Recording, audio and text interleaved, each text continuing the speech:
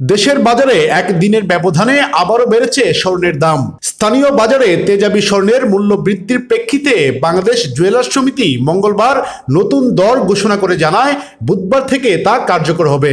নতুন দাম অনুযায়ী 22 ক্যারেট স্বর্ণের প্রতি ভরি মূল্য ৩,৬৮৬ টাকা বাড়িয়ে নির্ধারণ করা হয়েছে ১,৮৯,৬৩৩ টাকা। ২১ ক্যারেটের ভরি ১,৮১,০০২ টাকা, ১৮ ক্যারেটের ভরি ১,৫৫,১৪৩ টাকা এবং সনাতন পদ্ধতির স্বর্ণের ভরি ১,২৮,৭০০ টাকা নির্ধারণ করা হয়েছে। চলতি সেপ্টেম্বর মাসে স্বর্ণের দাম সপ্তমবারের মতো বাড়ানো হলো। এর আগে ২, ৪, ৮, ৯, ১০ ও ১৫ সেপ্টেম্বর ৬ দফায় দাম বাড়ানো হয়। বাজুস জানিয়েছে, স্থানীয় বাজারে তেজাবি স্বর্ণের দাম অস্বাভাবিকভাবে বেড়ে যাওয়ায় এই সিদ্ধান্ত নেওয়া হয়েছে। স্বর্ণের দামে বড় ধরনের এই পরিবর্তনের মধ্যেও রূপার দাম অপরিবর্তিত রাখা হয়েছে।